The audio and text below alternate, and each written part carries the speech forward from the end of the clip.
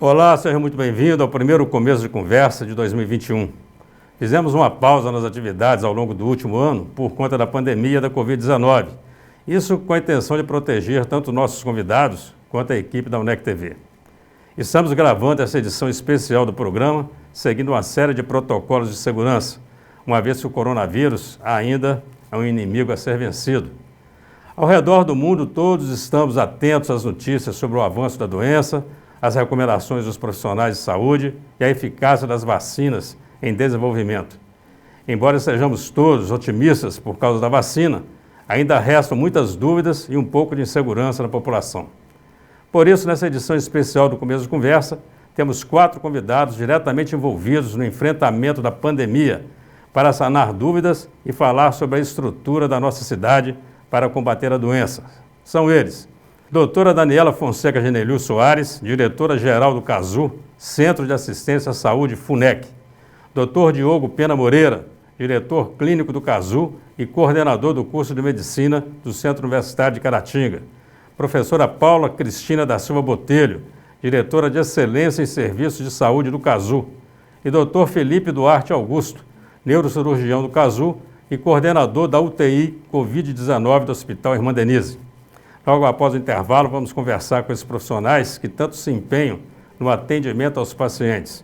Não saia daí, nós voltamos já já.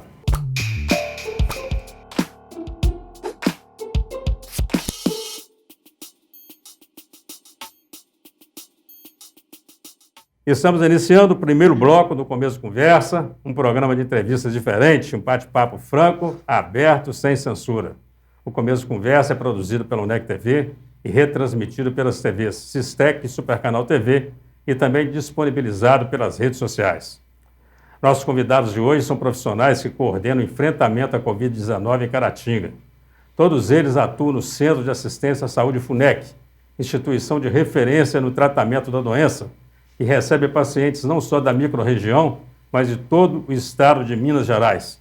Doutora Daniela, doutor Diogo, professora Paula, doutor Felipe, sejam muito bem-vindos ao Começo de Conversa. Obrigado. Eu queria abrir esse nosso bate-papo aqui, hoje, falando exatamente do começo do trabalho de vocês dentro dessa pandemia. Quer dizer, eu me lembro que assim que surgiu a necessidade, né, de que hospitais fossem referenciados para isso, o CASU se ofereceu.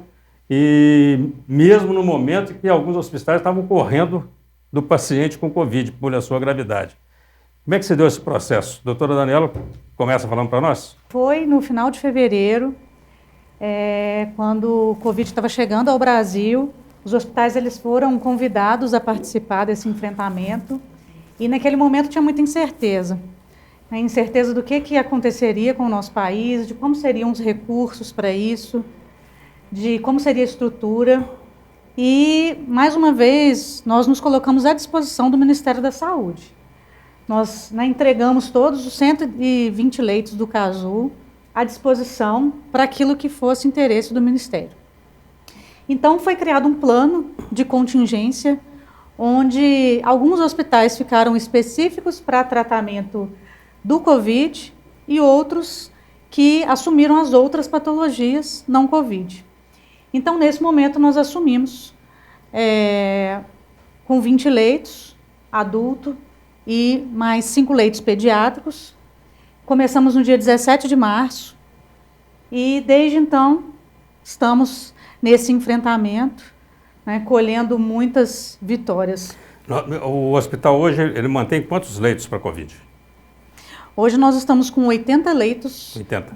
De UTI adulto e 10 leitos de UTI pediátrica. 80 leitos de UTI para um hospital é um número muito alto, né? Quer dizer, eu imagino que deva ser um dos maiores hospitais em Minas Gerais para tratamento da Covid. Com certeza. Hoje nós somos um dos maiores hospitais do Brasil para tratamento em Covid e nos colocamos ainda à disposição, né, caso haja necessidade de ampliação. Leitos, né? Doutor Diogo, o senhor trabalha diretamente no enfrentamento do Covid, né? Trabalha dentro da UTI. Fala para nós um pouco sobre isso, como tem sido esse trabalho, porque aí envolve uma série de questões, né? Do próprio paciente, que o paciente quando ele chega, imagina, a gente lê muito sobre isso, né? Porque ele não sabe se ele vai sair do respirador ou não. Tem um familiar que não pode ter contato e tem um profissional da saúde que está diretamente ali, tendo que se cuidar e também se cuidar para não contaminar os outros, né? Fala para nós sobre esse trabalho só rapidamente. Trabalhar na linha de frente, né, como médico dentro da UTI é um desafio muito grande, por se tratar de uma doença totalmente nova, né? Uma doença que tem 1 ano aí que ela surgiu, né? E a cada dia é um desafio diferente. Mas, ao mesmo tempo, é muito gratificante a gente trabalhar num local que oferece toda a estrutura adequada para a gente fornecer o de melhor para os pacientes. Porque são pacientes que têm evoluções da doença de formas muito distintas, né? Tem pacientes que têm uma gravidade muito grande, outros pacientes evoluem melhor. E a gente ter essa disponibilidade da estrutura física, da equipe multidisciplinar, isso contribui muito favoravelmente para a gente alcançar nossas vitórias, que são salvar vidas, né? Cada alta que a gente dá dentro do hospital, ela é comemorado como uma vitória de todos nós do hospital. Eu acompanhei uma matéria recentemente, e falando do hospital, vi uma fala da doutora Daniela, que ela fala o seguinte: o que nos move é salvar vidas. Professora Paula, você é enfermeira, né? Sim. Trabalha diretamente lá com Covid? Trabalho diretamente com a Covid. Eu fui convidada inicialmente pela doutora Daniela, né, para estar, né, atuando diretamente na Covid. Então, eu estou acompanhando esse processo desde o início e eu vejo que o nosso sucesso, né, graças a Deus, é a nossa equipe multidisciplinar, né, além do que o doutor Diogo já colocou, de toda a tecnologia disponível que nós temos, né, dentro do hospital, e o acompanhamento da nossa equipe multidisciplinar, né, com treinamentos, né, com qualificação. Nós, né, sempre estamos notificando, né, em caso de eventos adversos, mas o nosso acompanhamento diariamente ali, junto com o paciente, com toda a equipe, tem feito toda a diferença. Você falou em equipe multidisciplinar porque quem está de fora, né, fica sempre pensando assim, um médico, no máximo um enfermeiro que está ali. Que compõe. Mas na verdade, gente, né? Você tem um fisioterapeuta dentro nós da UTI. temos o fisioterapeuta, nós temos o fonoaudiólogo, nós temos a equipe da nutrição, né, e todos eles, né, a psicologia, que tem um papel também primordial, né, neste momento, porque pela Covid ser uma doença nova, uma doença que traz muito medo, né, pela gravidade, por nós não sabermos como é que ela vai comportar em cada organismo. Então, assim, toda assistência multidisciplinar é que vai fazer a diferença para esse paciente. Muito bem. Né? Então, quando nós temos essa equipe coesa e atendendo diretamente esse paciente, com compromisso, com conhecimento, nós vamos ter, né, o êxito que a gente tanto busca, que é salvar essas vidas. Bacana. Doutor Felipe, 1 ano aí praticamente, né, de atuação na Covid, o senhor coordena a UTI lá do Hospital Irmã Denise, e dentro desse período, quais foram os principais desafios que o senhor poderia destacar e como que é a estrutura hoje do hospital para o tratamento do Covid? Bem, professor Eugênio, o desafio ele é diário, até porque a patologia ela tem apresentações diversas. Como todos já bem escutaram, a maioria dos casos vem aquela perda de olfato, aquele corpo mais debilitado, mas tem casos que tem comprometimento sistêmico, onde você tem falha renal, falha da parte cardiológica, comprometimento do sistema nervoso. Então, de repente, você tem um número expressivo de pacientes com apresentações as mais diversas possíveis, e especialmente para nós, que somos um hospital referência em todos os casos, mas predominantemente em casos mais complexos, você precisa ter um cuidado, um atendimento muito especializado. E isso, evidentemente, requer também, tanto da parte técnica, médica, de enfermagem, nutrição, tudo, um aprimoramento constante, mas também uma retaguarda de subsídio da terapia farmacológica, da terapia com reabilitação, alguns equipamentos que são específicos, tanto da parte diagnóstica e de segmento, da parte laboratorial, da parte imaginológica. Hoje a gente conta desde ultrassom, raio-x, tomografia, enfim, tem todo um arsenal dentro do hospital que está disponível para todos os pacientes. E isso é um ponto imprescindível para que você possa fornecer esse atendimento tão especializado em pacientes que têm uma apresentação tão diversificada. Então, o desafio ele é você conseguir manter sempre um padrão de excelência, desde a parte técnica, científica, mas também aquela retaguarda de poder ter todo o material para exercer esse conhecimento que a gente adquire a todo tempo, né? De exames, de toda a propedêutica. E isso o Cazu tem, né? Está preparado. Sem sombra de dúvida. Bacana demais. Vamos fazer um rápido intervalo. Eu queria voltar no segundo bloco, falando um pouco também sobre o SUS, a questão do SUS. Eu queria falar sobre isso porque nós, né, que não somos da área de saúde, a gente sempre reclamou muito do SUS, né? A gente reclama de SUS e, na verdade, nós estamos vendo agora o SUS fazendo um trabalho fantástico, né? Com a estrutura dentro da pandemia. E quero falar também sobre Manaus, quero falar sobre isso porque Manaus é um caso que está comovendo o país inteiro com essa questão lá da falta de oxigênio, transferência de pacientes. Daqui a pouco estaremos de volta com o nosso bate-papo sobre o enfrentamento da Covid-19. Não saia daí, nós voltamos já já.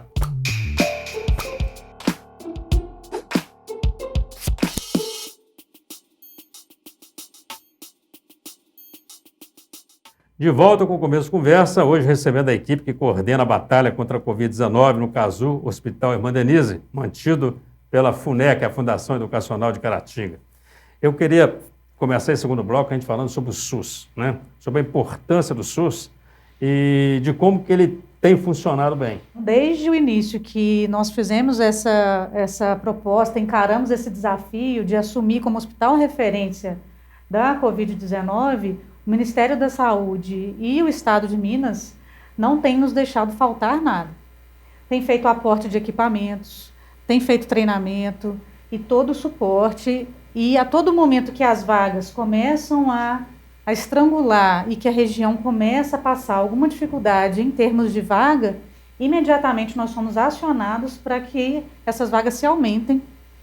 E então até hoje nós conseguimos deixar toda uma macro-região, não só a nossa macro, mas ajudando outras macros vizinhas para que nenhum paciente fique sem leito.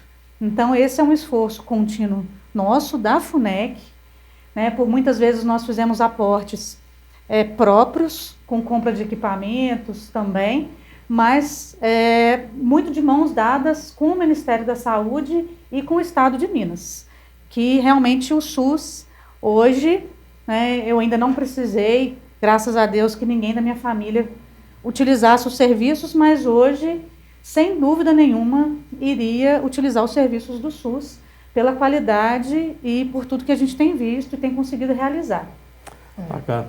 E essa questão, professora Paula, eu vejo às vezes as pessoas comentam, né? Fica trazendo paciente de Oflotone para cá, de Patinga para cá, sei lá, de Mantena para aqui. Vai faltar leito para paciente de Caratinga. Como é que é isso? Somos nós que escolhemos isso? Quer dizer, a gente pode definir quem vem para o hospital? É muito pertinente essa colocação, professor Eugênio. Por quê? Porque os nossos leitos, eles estão disponíveis no sistema do SUS Fácil, então credenciado pelo Ministério da Saúde, como a doutora Daniela já colocou. Então, esses leitos ficam disponíveis na central de regulação do SUS. A partir do momento que nós temos os leitos disponíveis, os laudos são regulados, via central, e aí nós recebemos porque esses leitos estão disponíveis. Então, quando nós não temos pacientes, na nossa micro aqui de Caratinga, as outras macros que estão, sem leitos disponíveis, esses laudos são encaminhados e aí, a partir desse momento, eles são aceitos aqui para o Hospital Irmã Denise. Bom, então, na verdade, quem regula é o sistema. Exatamente. Então, assim, é o paciente que chegou primeiro, o sistema faz a leitura, independentemente de onde ele seja, ele é transferido para onde tiver a primeira vaga. E É. pode ser Caratinga ou pode ser outra cidade? A gente tendo leito disponível dentro da central, qualquer laudo que aparecer, ele vai ser direcionado para essa vaga. E Caratinga tem recebido pacientes das mais diversas regiões, né? Das várias macros regiões, né, aqui do estado. Então, nós temos recebido da macro de Teófilo Otoni, da macro de Governador Valadares, né, da macro de Manhuaçu. Né? Então, todos esses locais nas quais estão faltando estes leitos, esses laudos são direcionados para aqui. Bacana. A doutora Daniela falou aqui, doutor Felipe, sobre... Eu achei interessante quando ela falou da parceria com o SUS. E ela falou que o hospital começou com 20 leitos, já está em 80, e cada vez que precisa, e o Ministério ou o Estado, eles viabilizam, né, que o hospital possa montar mais leitos de UTIs. O que me chamou a atenção é que não basta o Estado falar pode montar, você tem que ter uma estrutura mínima, quer dizer, você tem um hospital que tem 80 leitos, se precisar vai para 120 leitos se precisar. Uma região dessa, nesse momento, sem um CASU, quer dizer, nós teríamos dificuldade de ter um espaço que pudesse abrir tanto UTI aqui em Caratinga. Sem sombra de dúvida, professor Eugênio. Hoje é indiscutível o papel do CASU no cuidado, no zelo e evitando um estado de calamidade na nossa região.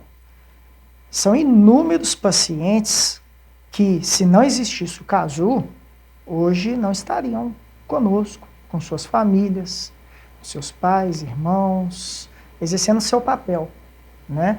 Então a gente vê o bem maior, que é a vida, sendo zelado e defendido pela nossa instituição.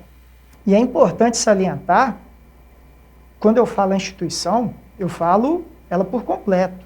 Hoje, como já foi dito, nós temos uma equipe extensa, multiprofissional, multidisciplinar, em que você tem aquele espírito, aquele objetivo tão unificado, onde que profissionais que até um tempo atrás tinham uma carga horária de trabalho X, se dedicam a dar um passo a mais, exercer o seu papel diante dessa situação, se desdobrando, aumentando a sua jornada de trabalho, mesmo diante de um estado, né, onde que existe um estresse psíquico, uma estafa física, mental,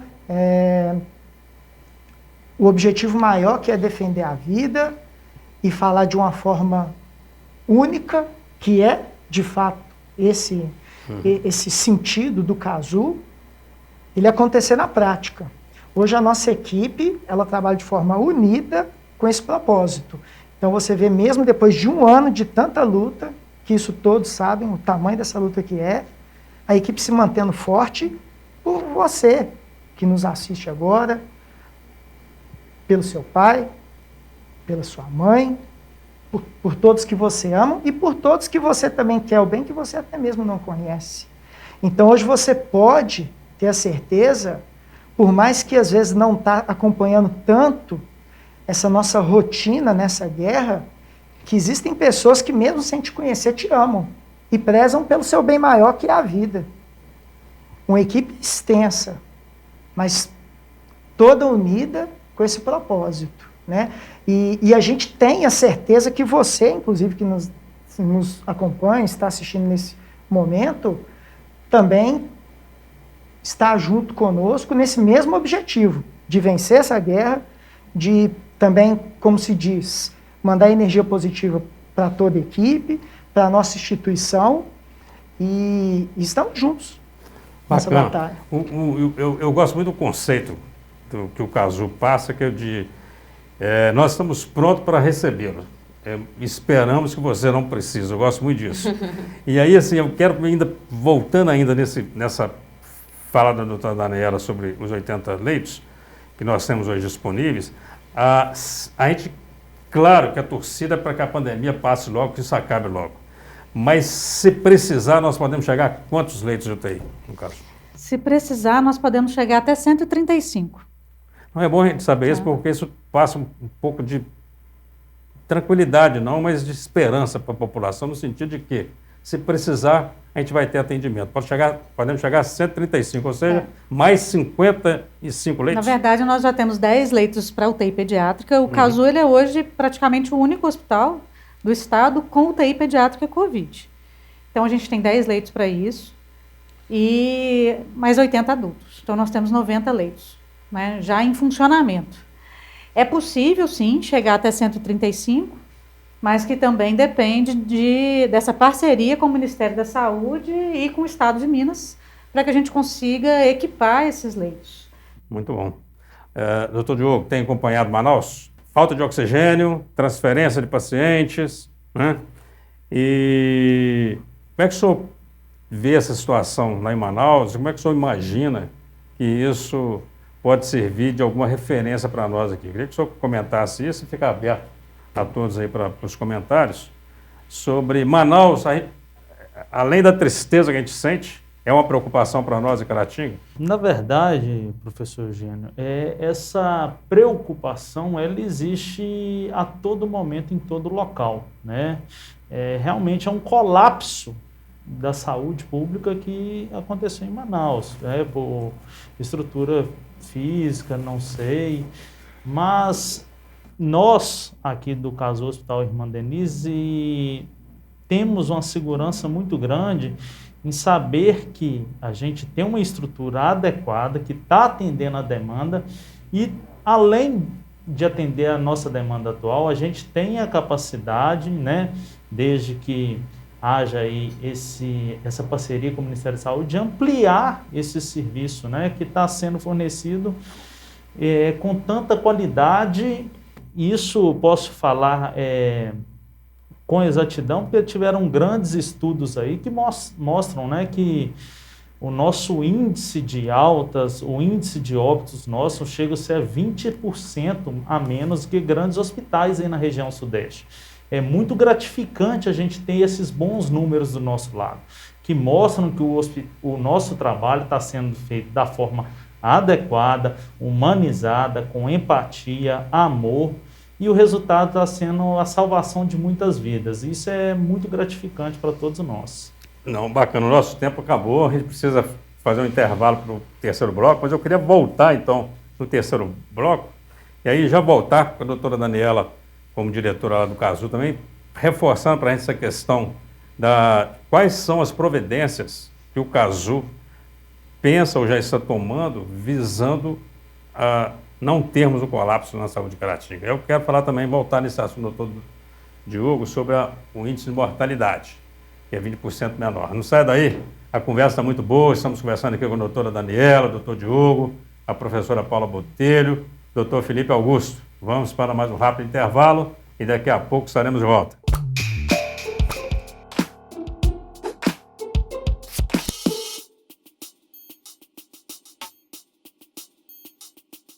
Estamos começando o terceiro e último bloco do Começo de Conversa, hoje em edição especial sobre a pandemia do coronavírus. Eu queria retomar essa nossa conversa, doutora Daniela, falando sobre as providências que o Cazu já vem tomando ou pensa em tomar para evitar, por exemplo, um colapso no atendimento à Covid aqui, como vem acontecendo em Manaus, e também queria entender melhor essa questão do índice de mortalidade.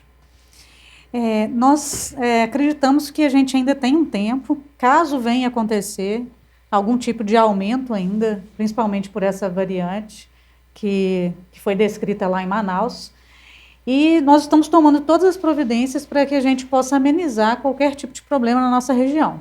O primeiro deles foi a compra já feita, né, há alguns meses, de um tanque de oxigênio bem maior, que comporta hoje toda a nossa estrutura hospitalar. Então, esse medo, né, do que aconteceu em Manaus em relação ao oxigênio foi um fator que nós já nos resguardamos há alguns meses para que, em momento algum, isso viesse a acontecer aqui na nossa região e no hospital. Estamos programando também, né, em comum acordo com o Ministério da Saúde, essa ampliação de leitos, aí que pode chegar até os 135, então isso tem sido feito, esse planejamento, e avaliando essa necessidade de acordo com o aumento do número de casos. Então, a gente A gente torce para que nada aconteça, né, nem próximo do que está acontecendo em Manaus com a nossa região, mas a gente já tem um ponto a favor, que é o planejamento. Nós nos planejamos e estamos preparados. Bacana. E é porque isso traz uma certa tranquilidade para todo mundo, né? A gente espera que realmente a gente não precisa utilizar a estrutura, mas sabendo que se precisar, ela vai estar ali, é algo que alivia um pouco. A questão do índice de mortalidade em relação à média do que acontece aqui na região, o Cazu tem um índice menor, é isso, de mortalidade? Na semana passada foi lançado um grande estudo nacional. Foi o primeiro estudo que realmente compilava os dados sobre a mortalidade, sobre todos os índices relacionados ao Covid. E com isso nós tivemos a grata surpresa de sermos reconhecidos ontem, através dos técnicos do Ministério da Saúde, com uma mortalidade nos nossos pacientes de UTI que chega a 20% a menos do que a média do Sudeste.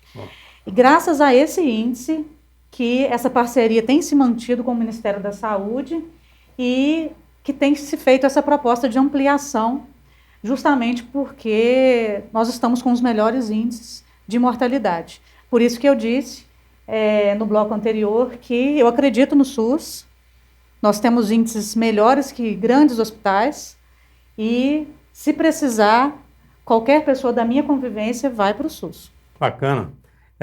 Fake news. Queria falar um pouco sobre isso rapidamente, né? Porque a gente acompanha todo o noticiário e vê como que a fake news ela acaba criando, né, falsas informações que dificultam todo o trato, né, com essa pandemia, inclusive em relação a tratamentos. Nos entristece muito ver num cenário tão devastador a notícia, o trabalho de até mesmo alguns colegas não respeitando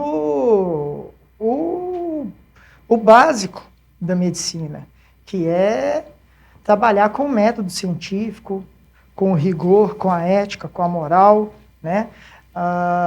Infelizmente nos deparamos por inúmeras vezes com a banalização do tratamento, até mesmo com infelizmente a politicagem, né, em cima disso, e isso afeta diretamente a vida das pessoas, né? Uma das premissas que a gente tem dentro da nossa instituição é trabalhar de fato com o que a gente tem de evidência, né? Isso é algo extremamente importante e relevante, porque a partir do momento que você começa a veicular, transmitir, até mesmo promover um tratamento que ele não tem uma segurança, uma eficácia comprovada, você acaba abrindo brecha para complicações. E essas complicações, elas ocorreram.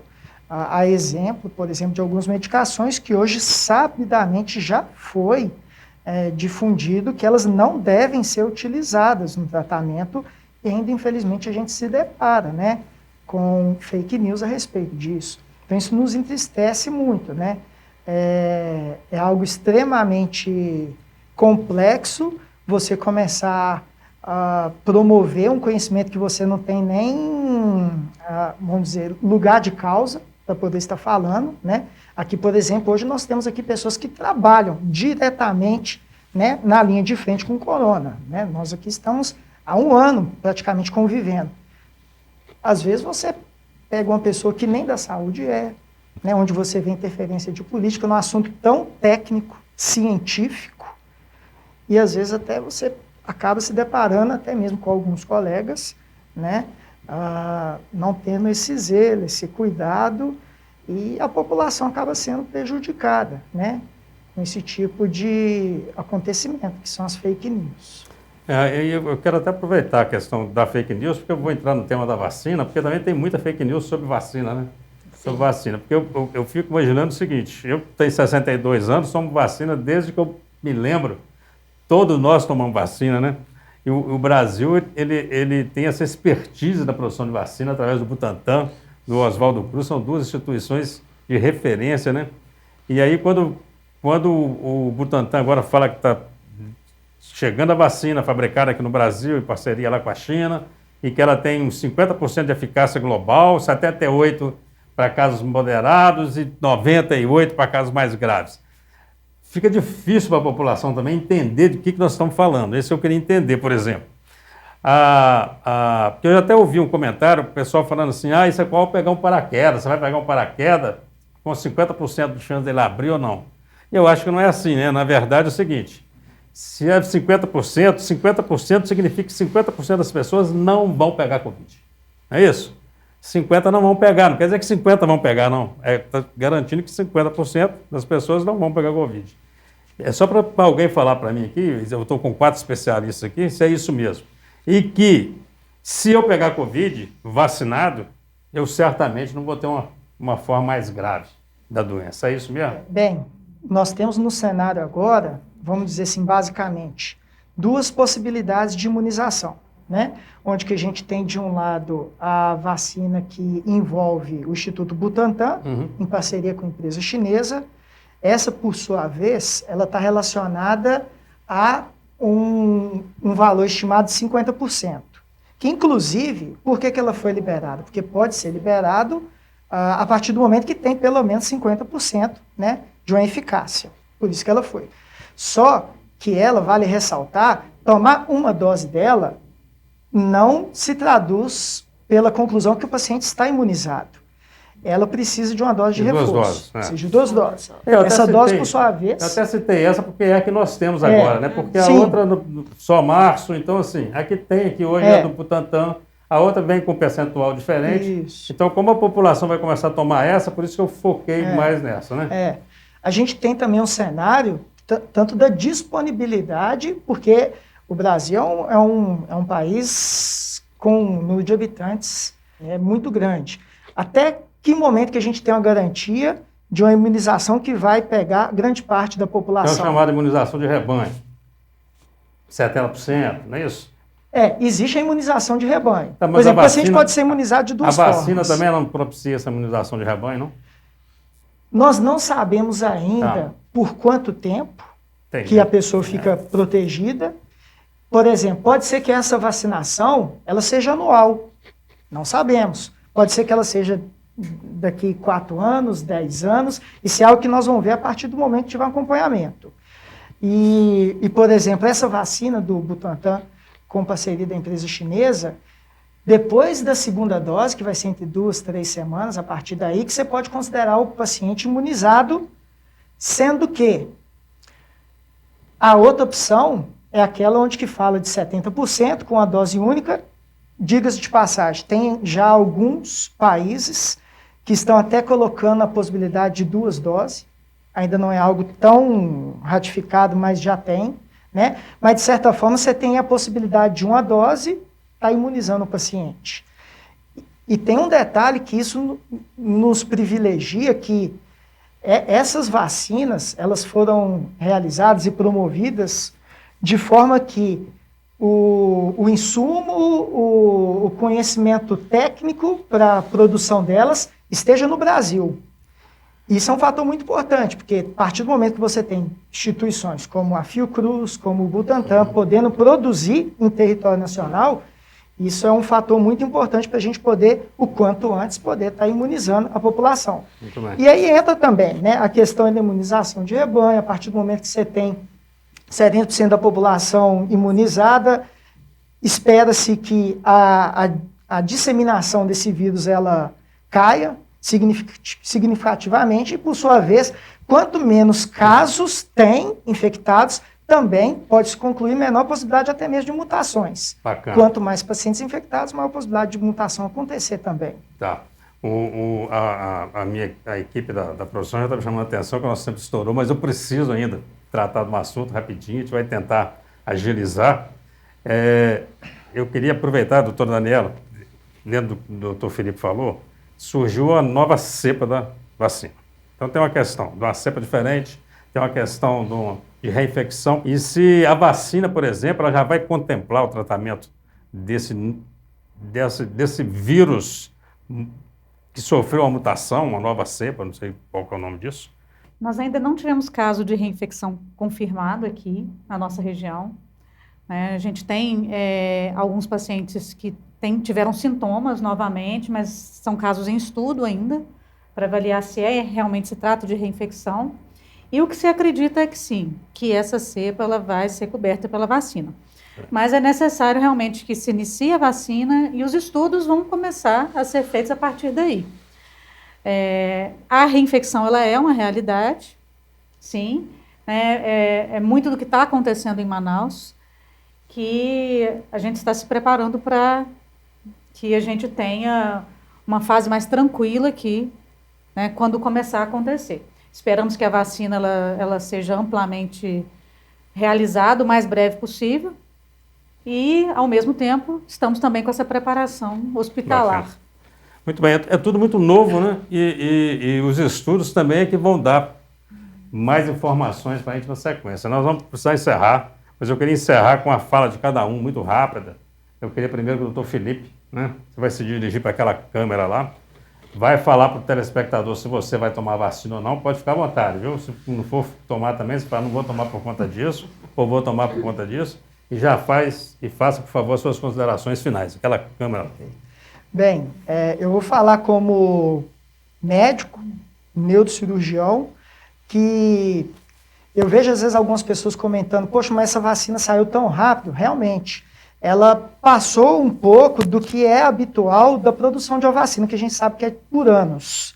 Mas é inquestionável a importância dela e, se eu fosse resumir por tudo, a vacina é o que nós temos para hoje. Eu vou vacinar. Muito bem. Quer fazer mais alguma consideração? Não, eu agradeço a oportunidade, professor Gino. Bacana, professora Paula.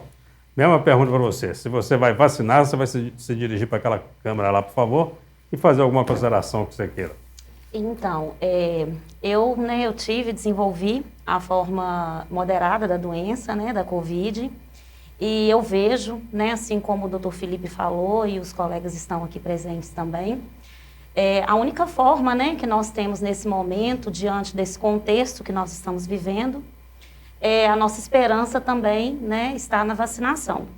E eu vou me vacinar sim, e eu gostaria de dizer à população que é necessário nós mantermos ainda, né, as medidas restritivas, né, evitando as aglomerações, manter o uso da máscara, do álcool em gel, porque, né, nós temos aí à frente ainda uma batalha. Nós não sabemos nem o comportamento ainda do vírus, nós não sabemos também como vai se comportar, na verdade, né, a imunização, qual o período, qual vai ser esses intervalos. Então, pedir, né, a toda a população que continue, né, se cuidando e cuidando do seu bem maior, que é a nossa família. Né? Obrigado, professor Eugênio, né, por essa oportunidade de falarmos um pouquinho do nosso trabalho e esclarecer à população algumas dúvidas. Eu que agradeço. Doutor Diogo, é uma coisa, fala para nós se você vai tomar vacina, se vai se dirigir para aquela câmera lá, por favor, e faça suas considerações finais. Com certeza eu irei tomar vacina, né? Como bem dito pelo doutor Felipe, pela Paula, a vacinação é a esperança que a gente tem hoje em dia, né? Por mais que seja uma vacinação, realmente uma vacina que saiu muito rápida, entre aspas dizendo, mas é a esperança da gente conseguir conter, se não o maior, um dos maiores problemas de saúde pública que já existiu no mundo, né? E não menos importantes também são manter as medidas, né, de conscientização, não fazer aglomerações, como a Paula disse, utilização de máscaras, né? Até porque é tudo muito novo. Então, manter a conscientização, gente, em relação à gravidade da doença, e vamos nos proteger e proteger quem a gente tanto ama, né? Que é o nosso próximo, nosso pai, nossa mãe. Vamos fazer nossa parte, consequentemente, a gente vai estar ajudando a todos. Professor Eugênio, muito obrigado pela oportunidade. É muito bom a gente estar esclarecendo isso para toda a população, e que eles tenham ciência de que a gente estamos fazendo o nosso melhor sempre por todos. Obrigado, doutor. Doutora Daniela, vai tomar a vacina? Eu tomarei o mais breve possível, assim que for disponibilizada, e eu quero fazer ainda, né, um pedido dentro de tudo que foi falado. Ainda tem pessoas que não acreditam na gravidade da doença, ainda tem pessoas que não sofreram numa família uma perda, uma dificuldade.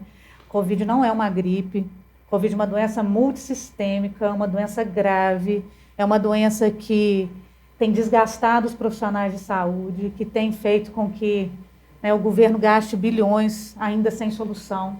Então, as pessoas ainda têm que entender que precisam se cuidar. Tem muitas pessoas que não acreditam na gravidade, que acham que porque são novos, porque não tem fator de risco, não vão ter problema. Isso não é real. Pessoas jovens têm problema, pessoas sem fator de risco têm problema. Essas pessoas precisam se cuidar, precisam se vacinar quando for possível e precisam cuidar das famílias, que a gente vê muitas vezes os jovens que acham que não vão ter nenhum problema, né, mas esquecem que tem um convívio com o pai, com o avô, né, e muitas vezes levam o problema para dentro de casa e muitas vezes estão com o próprio problema e às vezes quando chegam no hospital se internam, vem a gravidade e aí já vem o desespero. Então é necessário entender a gravidade. Não busquem, não busquem pegar o Covid como se fosse, né, um prêmio ter o Covid e passar por ele. O ideal é não pegar. Vamos cuidar, vamos ficar, né, fazer todas as medidas que forem necessárias e vamos vacinar. A vacina é a nossa esperança. Muito bom, muito obrigado, doutor Felipe, professora Paula, doutor Diogo, doutor Daniela, muito obrigado pela presença, por essa oportunidade de esclarecimento e muito obrigado, né, pelo trabalho que vocês desenvolvem à frente do hospital e realizando esse trabalho tão bonito aí em prol, né, de toda uma região. Estamos caminhando para o final do Começo de Conversa, hoje um pouquinho mais demorado pela relevância do tema e pela quantidade de convidados nessa roda de conversa. A você que nos acompanha, obrigado pela audiência, pela atenção e até o próximo programa, se Deus quiser.